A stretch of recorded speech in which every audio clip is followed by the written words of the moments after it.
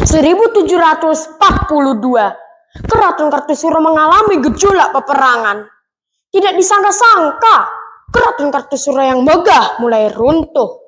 Sang Raja Sri Susuhunan Pakubono II menghadap ke arah gerbang luar. Merasakan getaran dari derap kaki ribuan orang yang menembus masuk ke istana. Sinuhun, kita harus segera berangkat. Waktu kita tidak banyak. Sebagai penguasa, meninggalkan keraton adalah penghinaan terbesar. Namun, sebagai pelindung rakyat, bertahan di sana adalah sebuah kesia-siaan. Keraton ini telah kehilangan wibawanya. Wahyu Keprabon telah meninggalkan Kartosuro. Baiklah, kita berangkat.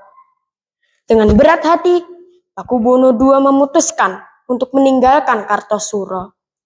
Malam itu, bersama segelintir pengawal setia dan keluarga kerajaan, mereka bergerak menuju wilayah Ponorogo untuk berlindung. Di sepanjang jalan, Pakubono II melihat rakyatnya begitu ketakutan. Ia melihat sebuah peradaban yang semula megah, hancur, berantakan. Assalamualaikum warahmatullahi wabarakatuh. Halo teman-teman dan para dewan juri.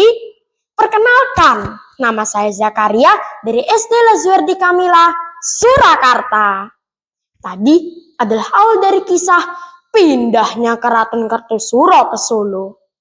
Kisah ini diambil dari buku Sejarah Kerajaan Tradisional Surakarta karya Duratna Nurhajarini dan kawan-kawan. Terbitan Departemen Pendidikan dan Kebudayaan RI Jakarta, edisi 1999. Mau tahu lanjutannya? Yuk, kita lanjutkan. Dalam pelarinya di Ponorogo, Pakubono II menyampaikan tekadnya.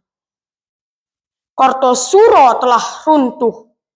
Aku harus mencari tempat yang belum tersentuh dendam yang dapat menjadi tempat Wahyu Keprabon bersemayam dan mampu membawa kedamaian bagi rakyatku. Para abdi dalam keraton terkejut. Ampun Sinuhun, itu bukan hal yang mudah.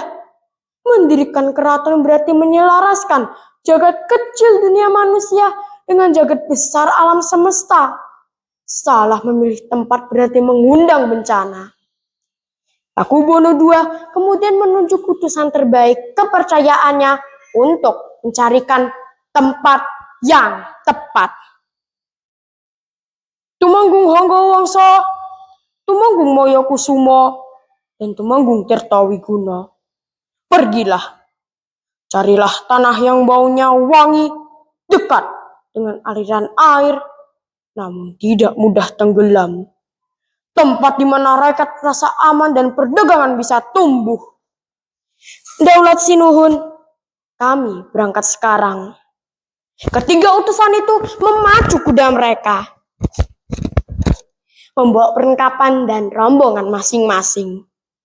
Begitu lama waktu berjalan dengan begitu panjang jarak yang ditempuh dari desa ke desa. Ketiga utusan itu akhirnya kembali menemui Pakubono II.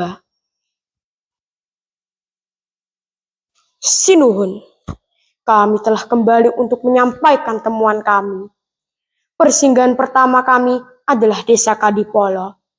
Tanahnya subur, udaranya segar dan airnya melimpah. Padi di sana tumbuh lebih tinggi dari tempat lain. Rakyat tidak akan pernah kelaparan. Ujar Tumenggung Tirtawiguna. Tumenggung Hanggawangsa menyela. Tetapi Sinuhun, hasil olah batin menunjukkan bahwa energi di sana tidak cocok untuk sebuah pusat pemerintahan. Kadipolo lebih cocok menjadi tempat peristirahatan atau kebun kerajaan. Persinggahan kedua kami adalah desa Sonosewu. Sangat tenang, dikelilingi oleh pepohonan besar yang rimbun dan perbukitan kecil. Sangat mudah untuk dipertahankan. Tumenggung Tirtawiguna berpendapat lain. Kakang, Desa Sonosewu memang aman, tetapi sangat tersembunyi. Perdagangan tidak akan bisa berjalan. Tumenggung Honggowongso kembali berbicara. Sinuhun, persinggahan terakhir kami adalah Desa Sala, berada di tepi sungai besar yang mengalir menuju Laut Timur. Tumenggung Moyokusumo menyanggah, "Kakang, Desa Sala adalah wilayah rawa dan lumpur. Itu sama saja dengan membangun keraton di atas air." Tumenggung Honggowongso menjawab, "Kakang, Desa Sala tanahnya hidup, airnya melimpah, dan perahu-perahu kecil milik warga tampak hilir mudik, berada di lekukan sungai besar yang membentang panjang. Desa Sala menguasai aliran perdagangan hingga ke wilayah timur." Pakubono II menjawab, "Mendengar kalian semua, batinku tertambat pada Desa Sala ini. Bawa aku ke sana." Tanpa butuh waktu lama, Pakubono II dan para utusannya berangkat ke Desa Sala. Di sana, mereka sudah ditunggu oleh seorang sesepuh desa bernama Kiai Sala.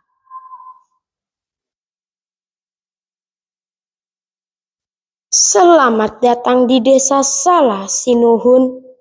Saya telah menantikan kedatangan kalian."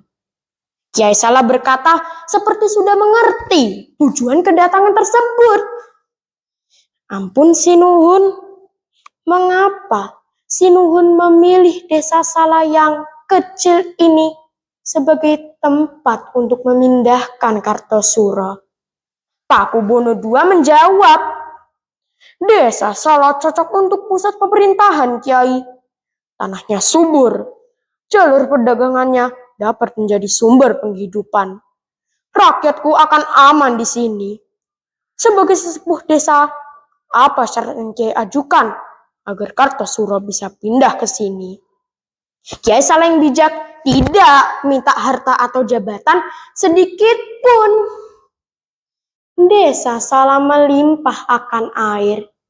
Jika Susuhunan bersedia untuk memimpin dengan sifat air yang menghidupi, mengalir rendah hati, dan menampung segala bentuk perbedaan, saya akan memberikan restu."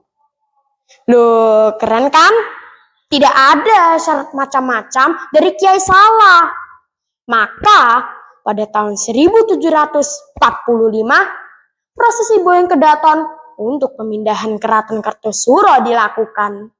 Akhirnya Desa Sala menjadi pusat pemerintahan. Berkat kerja keras abdi dalam keraton, kebijaksanaan Kiai Sala, dan kepemimpinan Sri Susuhunan Pakubono II yang mencintai rakyatnya, tidak ada hal yang tidak mungkin selama kerjasama dan rasa saling mengerti bisa dijaga dengan baik untuk mewujudkan sebuah harapan besar bersama.